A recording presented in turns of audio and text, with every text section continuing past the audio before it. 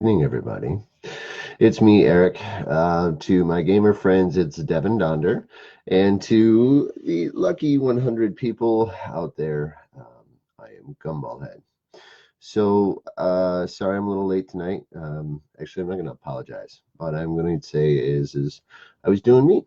Had some things that I had to take care of before I got online. And here I am. The greatest thing about Facebook Live is it records the videos and it records them so you can watch them later, so you don't have to watch them at 9:30 at night. I know some people, it's weird because as soon as I went live, I had a couple of viewers immediately, and I thank you for that. It just goes to show that there's actually people that are interested in what's going to come out of this old brain of mine. Last week when we were here, we explored a few things. We had talked, I had mentioned something called urge surfing on the conversation that we were talking about last week. I did look into that a little bit, and just as I suspected, it does fall quite in the lines of habit hopping. I did look into that. If anybody wants to learn more about urge surfing, please, by all means, look into it. It's actually quite interesting. The second thing is looking to tonight. We're talking about uh, addiction. That's our topic tonight. And as we all know, the web page itself and the concept of Gumballhead is not to talk 100% to addicts, but to help non-addicts understand our mindsets and our thought processes and the things that we go through in our lives. And that being said, there are a lot of things that go hand in hand. Tonight, hopefully, we could shed some light on the actual reality behind what addiction is from the mindset of an addict and help people that are non-addicts understand. Um, let's see here. Um, I have a list going of topics from people that have sent me ideas and concepts and thoughts and what they want to hear about. So just so you know, addiction was brought up a couple of weeks ago, so we're hitting that now. But if you do have things that you want me to talk about, by any means, addicts or non-addicts alike, send me a DM and let me know what you want me to talk about. And if it's something that's beneficial, great. If it's not, then great. It's the idea is to just kind of give myself a creative outlet to talk to people and challenge my knowledge and give me an opportunity to research some stuff while we're doing downtime. So downtime intelligence is where the mind goes for me quite often. So tonight, first things first, I have definitions pulled up. And we're going to start with those. First definition of addiction from Wikipedia is addiction is a brain disorder characterized by compulsive engagement in rewarding stimuli despite adverse consequences. Um, it goes on and on and on. You know how to get to Wikipedia. Go ahead and check it out if you want to hear more. But basically, what that's saying is um, we continuously do these things regardless of the outcome, or sheer and utter disregard to the consequences.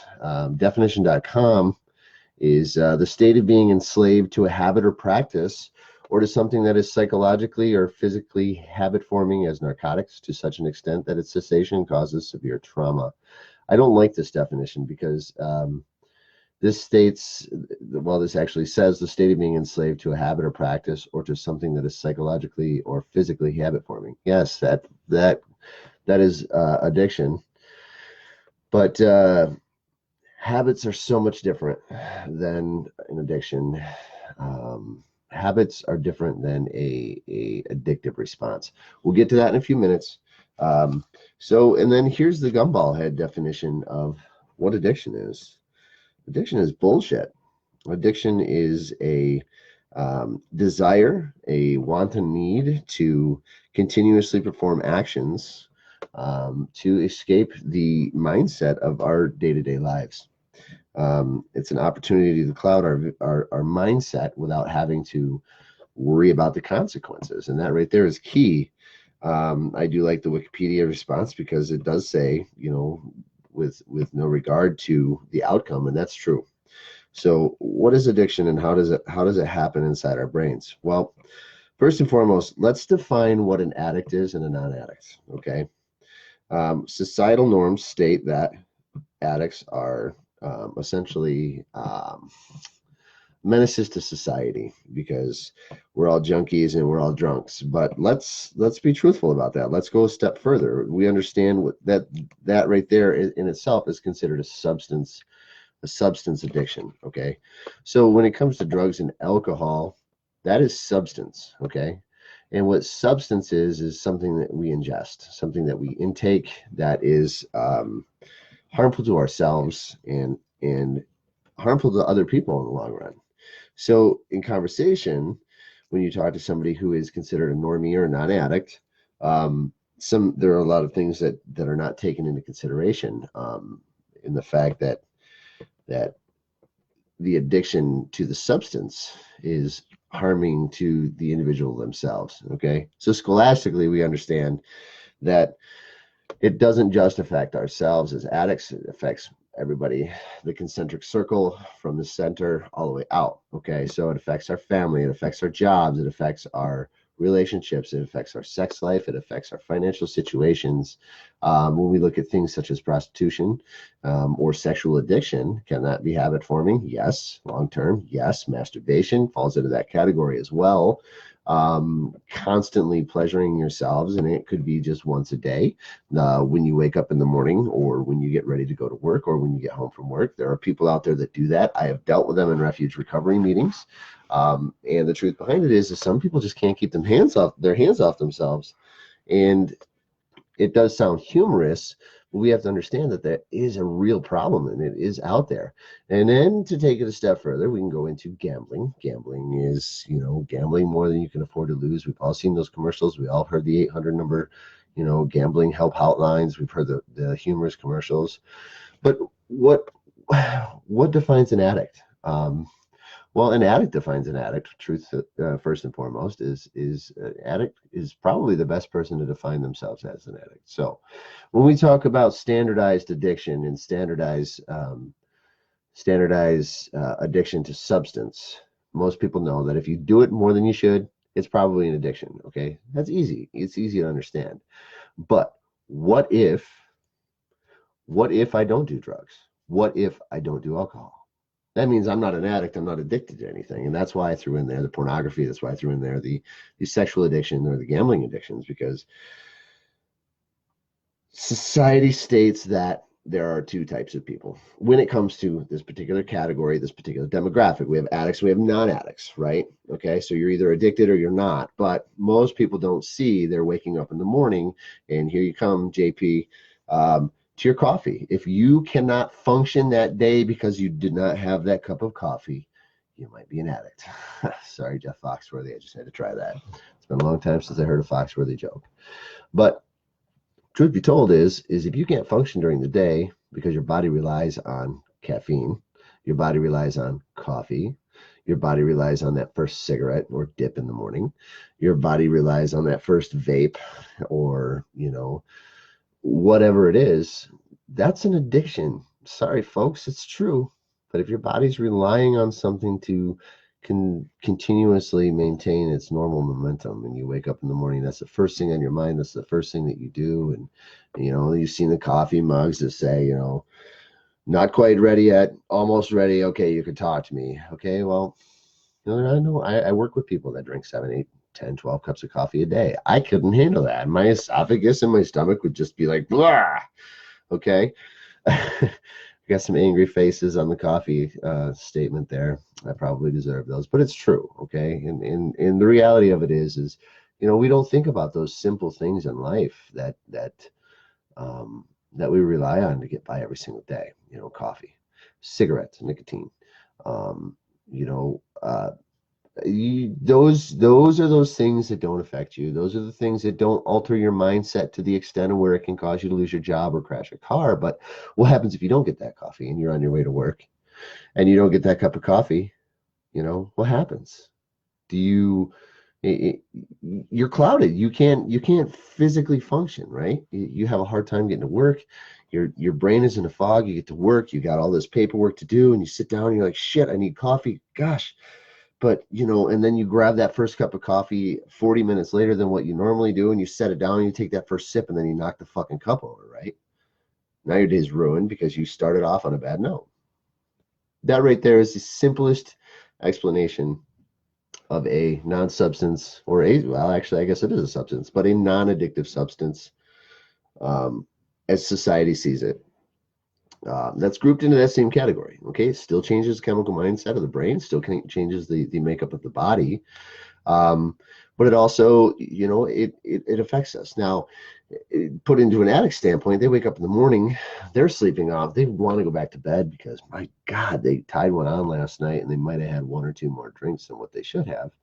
And they wake up the next morning and their head is a fog. I'm speaking as an alcoholic here because that's what I am, and this is what I mostly identify with. Um, you wake up in the morning, your brain hurt, your head hurts, your brain is a fog, your stomach hurts, you need food, you got to go to the bathroom, you're dehydrated, you need cups and cups of water, cups and cups of coffee, you try to take that shower, you stumble into your bedroom, you get dressed, and then you go to work, and then the first 2 hours of work fucking suck because your brain is just bleh, and everybody's looking at you like, hey, how's it going, everybody, how's it going? Eric, are you having a good day? Yeah, I'm having a great day. And they walk away thinking to themselves, bullshit, dude, you look like crap. Truth be told, been there, done that. So that's a substance addiction. Okay, so I'm going to refer to my notes here and just see kind of what I was jotting down. Oh yeah. So addiction comes from experience. Okay, so we've defined addiction. So let's explore the addiction. Okay, and this is going to get obscure. I apologize, but this might make things a little bit more clear. Addiction comes from experiences such as observations in youth and traumas and desire and lack of attention. I'm huge on the lack of attention thing, and that goes all the way into adulthood from early adolescence. People need attention, okay? And so much so that attention can become an addiction, okay? Far-fetched idea, perhaps conceptually, yes, maybe it's far-fetched, but the truth be told is go through your Facebook feed. I guarantee you there's somebody on there that stimulates conversation with you simply because of their big book status, and they say something along the lines of, I'm not going to use any particular examples, so if this is you, I apologize, I'm not pointing you out, but something along the lines of, what a day, or this day sucks. Okay, we all have posted those as stuff, and we don't necessarily do those as a conversation prompt, but there are people out there that do that with the intention of stimulating conversation with people. And as soon as you bite, you're hooked. Okay, and that person gets their fulfillment. They get to change their chemical makeup because they're getting that attention. Okay, that over time, over a period of time, becomes an addiction. It's a subconscious or superconscious addiction, but it's true. They are looking for the interaction from people. They are looking for that conversation with people, a particular conversation with people. Okay, so we don't look at those things as addiction because it doesn't affect people. Okay, but when we get involved in other people's drama, we have to see the first thing in the morning while you're taking your poop, you're looking at this freaking Facebook shit, and you're going through and you're seeing what everybody did overnight. Okay, I don't go to bed till 1 o'clock in the morning typically. Okay, and then on certain days I'm up at 4, usually push it out to about 4:45, but still early as hell. So I only get like 4 hours of sleep. So what could possibly happen in those 4 hours? Well, I do have a lot of third shift friends, so I actually do get to see stuff that happens in those 4 hours. Okay, so I'm just like, oh, in the mornings, and it's like, all right, and then I look at the clock and I'm like, shit, I gotta go. It's unfortunate, but I do get sucked into that from time to time. I do my best not to bait myself into those conversations. And if you ever do get into a conversation with me where I just leave it, it's because I don't want to fucking deal with it right now. So, truth be told, it's what I got to do sometimes because I've learned. But observation in youth, I mean, how are we going to learn our addictions? How are we going to learn how to socially drink if we don't grow up in a society that's socially accepting of alcohol? I mean, drive down the road. How many liquor stores and tattoo shops do you see?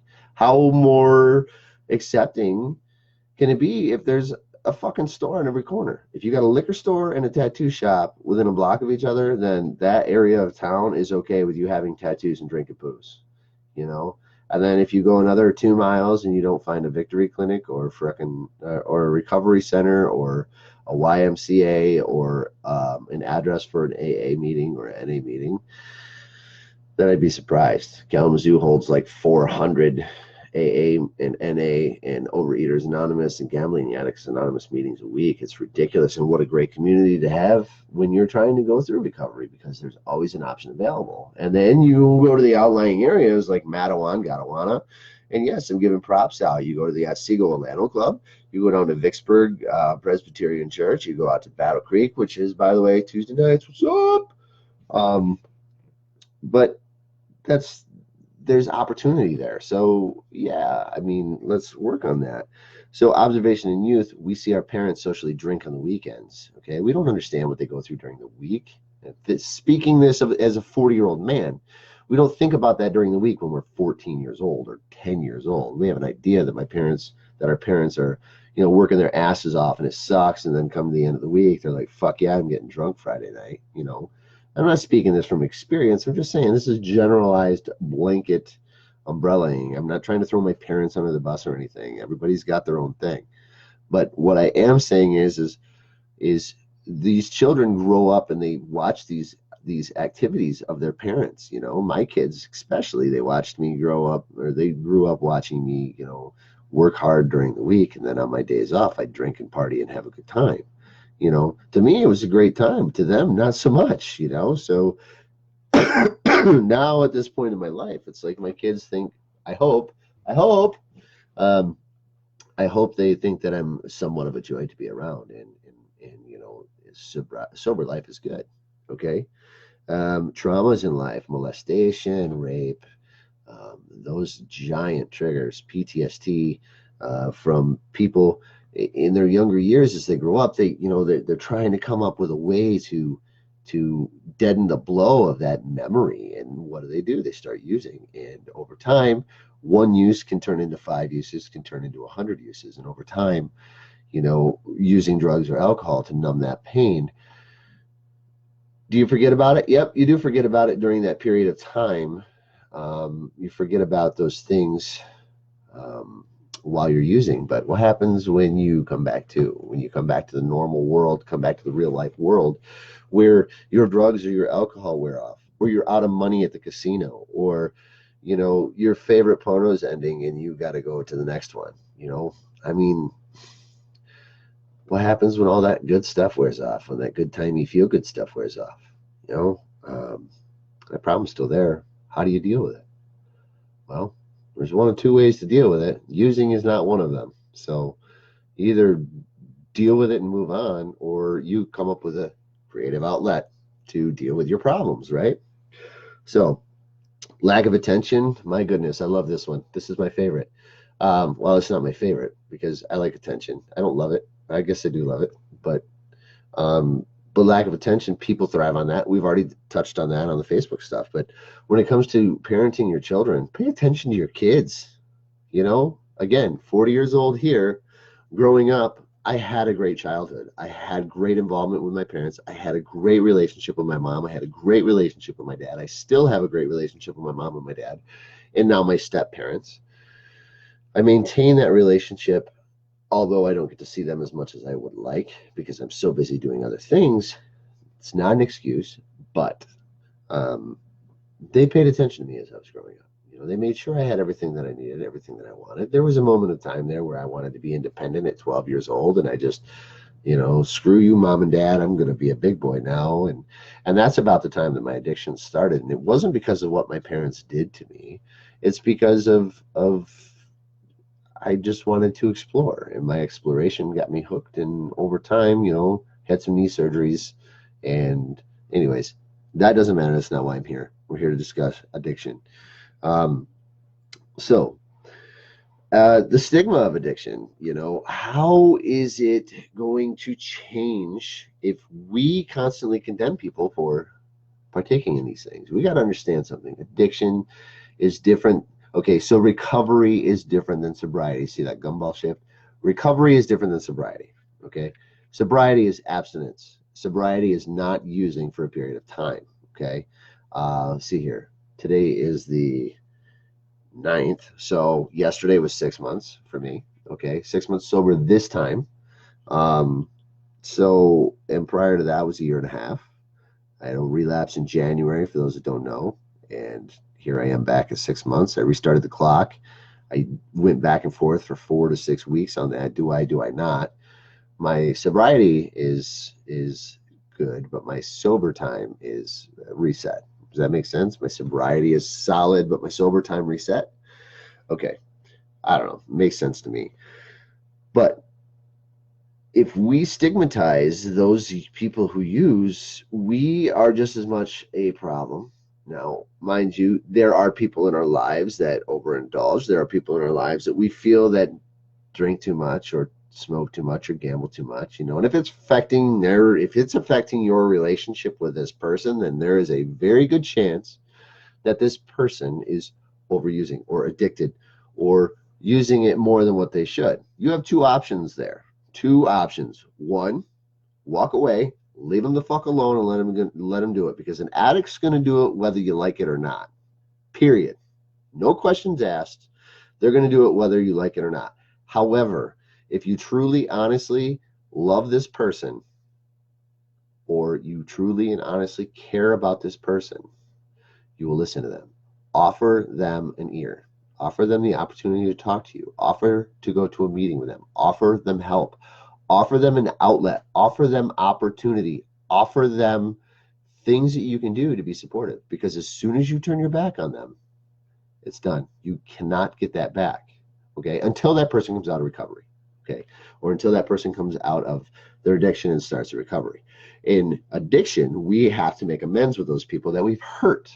Okay, and those amends are our apologies to non-addicts by saying, hey, I did this behavior. I understand. I'm not justifying, but I understand this behavior, and I'm saying I'm sorry because my brain was doing weird things because I was putting weird things into my body that made my brain do weird things. Okay, does that make sense? I hope.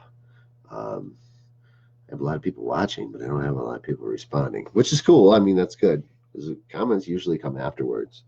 But we stigmatize this, and we look at things, and I've heard these in conversations in normal speak because, I mean, yes, I'm tattooed and pierced, and everybody knows that I'm an addict in recovery because I talk about it all the time. I'm not afraid of the stigma. I don't care that people think that it's a bad thing, because fuck you. This is warriordom here. This is what we need to do.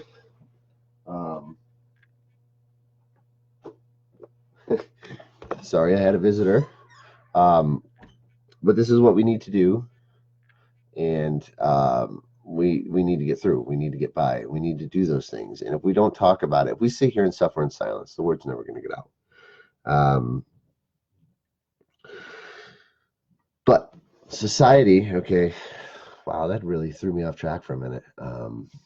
Sorry, my daughter came downstairs, and I was just kind of like, oh, what do? I panicked for a minute. I didn't want to sit here and have a conversation on Facebook when my daughter was in here. So I'll address that in a few minutes because I'm wrapping up this video, I promise.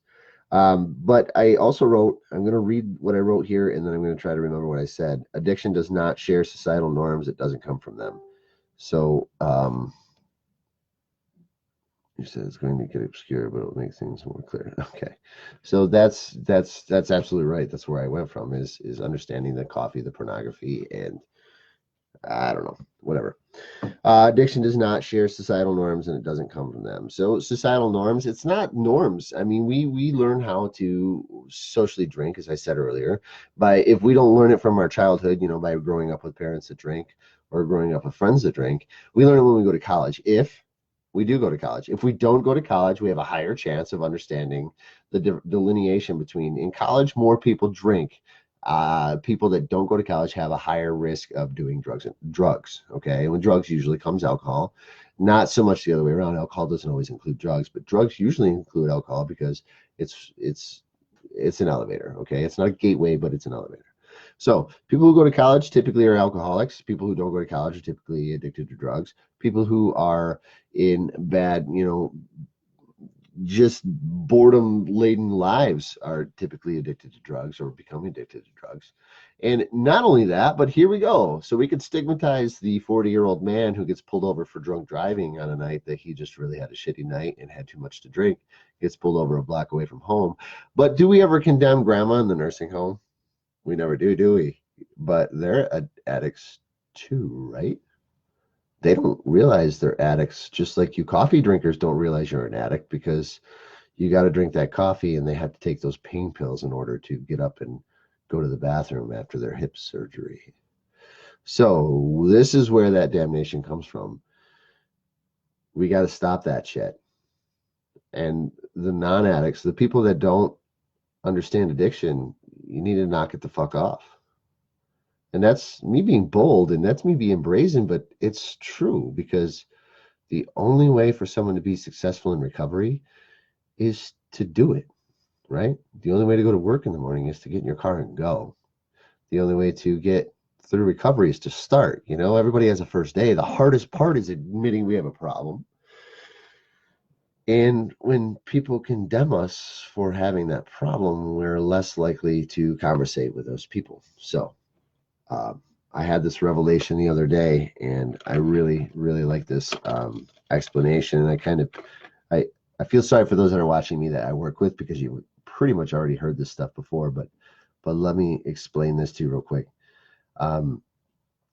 I was talking to someone at work the other day, and I said, you know, it's really funny, because those people that go to meetings, those people, addicts, going to meetings, we sit around the table and we talk about our problems, and we all understand what the other person's going through simply because of the fact that they've been through it. But guess what? That wall around the people sitting at the tables, you know what I call that wall? The four walls around those tables? I call that wall stigma, because once you leave that building, nobody understands what we're going through, because people don't take the opportunity to sit down and talk to them. And that's fine. You got a lot of stuff going on in your life, and I don't expect people to dedicate their lives to figuring out my sobriety and my recovery. It's not their problem to deal with, it's mine. But I do expect the people that know that I'm going through that right now, that I need my space sometimes. And it's not me being a jerk. It's just, hey, you know what? I got a lot of stuff going on in my head right now, and I just need to take a step back from the reality of life for a minute, you know? And it's just kind of one of those things. And a lot of people stigmatize that, because they're like, oh, wait, you secluded, you know, yes, there are people that are addicts that seclude themselves because they're shamed. You know, they're ashamed of what's going on. And that's okay. It's okay. You know, you don't have to have a safe space. That's why they created intherooms.com for people that want to go to meetings, but they don't want to leave their home. You know, it's okay. It's okay to isolate. We deal with a lot of problems in our lives by isolating, but it doesn't solve the problem. It doesn't give us the outlet to actually solve our problems, because we're not out there learning about other people's approaches and other people's approaches to recovery. So that's true. So another thing that I wrote here real quick: there's no shortage of memes, inspirational messages, or motivational techniques on the internet. Truth is, the written rarely requires response, has no emotional context, whereas the spoken word and how it is proposed warrants all of the emotion and verbal feedback that is desired during the communication.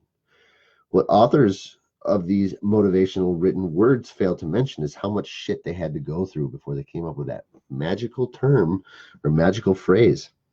How much shit they had to go through in order to produce these penned phrases, and how much hurt and heartbreak was attached itself to it in order to let shit go, or be brave, or live fierce, or my favorite dupe line, this too shall pass. We have to realize that regardless of these phrases, they are the end result of a difficult time. While they may help motivate someone to chin up or attempt to navigate life through a shitstorm. So we hear these phrases. These phrases are all great and everything, right? But what we don't realize is what happened beginning, middle, to come to that end. So I hope that helps out a little bit today. I missed my mark again by 20 minutes. Hopefully I hit everything that I anticipated hitting tonight. I think I just got a couple of more things here. Addicts in recovery, those who are in recovery, long-term sobriety, we come to this point to understand one more thing. Those who have lived a life of addiction and decide to take that first step towards their recovery, and so long in that step to sobriety, those who want to understand how I'm attempting to bridge this gap can take things into this context. Much like a person who is partially paralyzed or injured in a vehicle wreck that learns how to walk, talk, eat, communicate, use the bathroom on their own after a horrible crash, we as addicts that enter recovery have to relearn how to do all of those things sober. And it's not easy. And that's why I'm so butthurt about stigma, is it's tough. People that don't understand addiction don't understand that it's difficult for us to wake up and go to work and do our job, especially the first 10 days, 7 days, 5 days, first day when you wake up the next morning and decide, I'm going to kick addiction's ass. I'm going to move forward with this. Okay. And the non addicts, we need your love more than ever in the early parts of our recovery. It's important to love those addicts because if you love them, they're a part of your life. If you don't, then do us a favor and bounce. Because if you're not helping us in our recovery, you're hurting us in our recovery. Okay. And addicts understand that those amends are not bullshit. When you come to the realization that you hit that step in your recovery, make yourself available for meaningful amendments to those people who stood by your side the entire time. Okay. We bridged that gap now. All right. Today's obscurity, today's interesting look into recovery ends with this message. When your life is a wreck, the first day of recovery is the most important one. Okay. Cross that threshold, go into the rooms, get online, pick up a book. There are plenty of books. Um, and you don't just have to go to the A's programs. Okay, you don't have to go through AA. You don't have to go through NA. Check out Refuge Recovery. Check out some of the cool shit that's happening there. The Dharma Collective, Recovery Dharma Collective, and it's a huge movement. The Buddhists are working on recovery too, and it's a great opportunity. Agnostic, atheist recovery meetings, yoga meetings, Y12SR meetings. You don't have to be limited to shitty coffee and the same old war stories. People are making recovery fun because they get sick and tired of the same conundrum. And that's a beautiful thing about it is when you get stuck in redundancy, you have the opportunity to break free and do other creative shit in order to do your recovery. Look into your local recovery community. And there may be, meetups, where they go see movies or barbecues or whatever. So do what you got to do to make that first step. If you ever need anything, anybody of the 400 plus people on my personal Facebook page, the 101 people on the Gumball Head page, and everybody that's on those lists, I'm giving you this excellent opportunity to extend my gratitude to those out there that are successful in recovery for one, that have supported me in my recovery for two, and those people that are still lovingly understanding me and still on my friends list. If anybody is struggling or needs help, please have them reach out to me. Do it in confidence. We can do it quietly, under the radar. If you need resources, I will find them for you because it's kind of what I do. Because I want everybody to live cohesively in this world. That's part of life. So, anyways, I'm done jabberjawing. I hope you all have a great night. I will be around for about, I'm going to say 20 minutes if anybody wants to message me. If you do message me and I don't respond right away, please bear with me. I will respond soon within the next 24 hours. So I love you all, and stay sober, and I hope you all have a great night. Thanks for watching.